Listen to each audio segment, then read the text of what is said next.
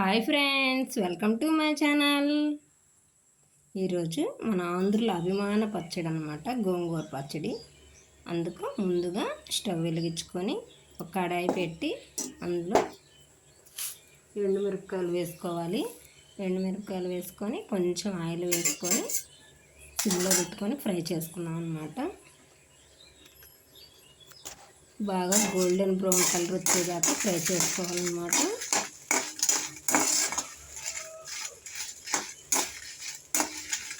ఈ పచ్చడి మాత్రం మనకి చాలామందికి ఎంతో ఇష్టం అన్నమాట.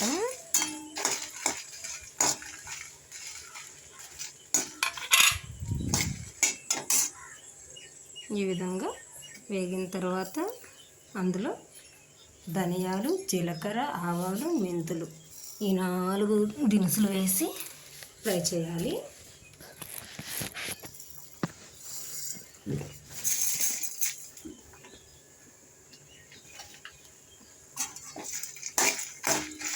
ఈ విధంగా ఫ్రై చేసుకున్నాం.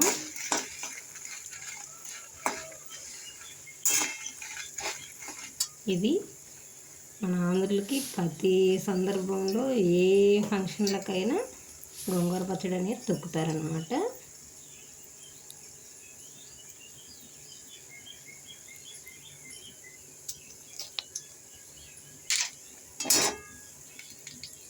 దీంట్లో కొంచెం అవి కూడా వేసుకొని వేగిన తర్వాత ఇంగువ పొడి చల్లుకోవాలి. ఈ విధంగా వేగించుకొని పక్కన చల్లార్చుకున్నాం. అవి చల్లారేపు గోంగూర శుభ్రంగా కడిగి ఒక బౌల్లో తీసుకొని ఎండుమిరపకాయలు వేరే దాంట్లో వేసుకొని దీంతోనే గోంగూర వేసి ఉడికించుకున్నాం అన్నమాట.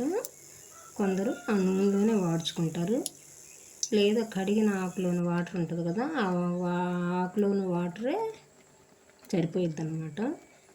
బాగా ఉడికిద్ది. ఇది మాకు పండిన గోంగూర అనమాట. అందుకని ఆకు మాత్రం ఏ మందులు కెమికల్స్ ఏమి వేయం కాబట్టి బాగా మెత్తగా అయిద్ది. ఇంక ఈ విధంగా రోట్లో వేసుకొని దంచుకోవటమే. ముందుగా ఫ్రై చేసిన ఎండుమిరపకాయలు వేసుకొని అందులో కొంచెం కల్లుప్పు వేసుకొని మెత్తగా దంచుకోవాలి. అది మెత్తగా మెదిగిన తర్వాత మనం ఉడికించుకున్న గోంగూర వేసి తొక్కోవటం అన్నమాట.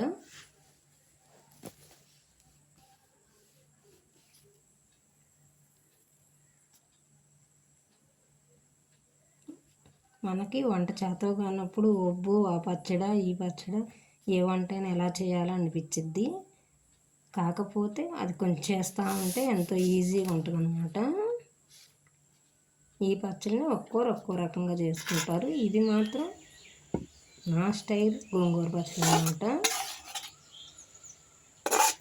అది మెదిగిన తర్వాత గోంగూర అందులో వేసుకొని దంచుకోవాలి.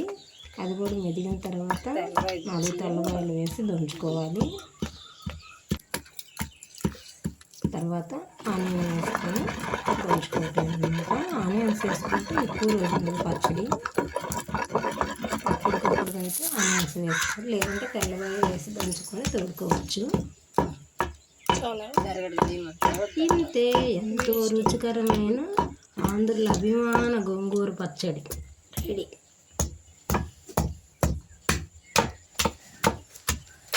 బాయ్ ఫ్రెండ్స్, మా వీడియో నచ్చినట్లయితే లైక్ చేయండి, షేర్ చేయండి, సబ్స్క్రైబ్ చేయండి మరి.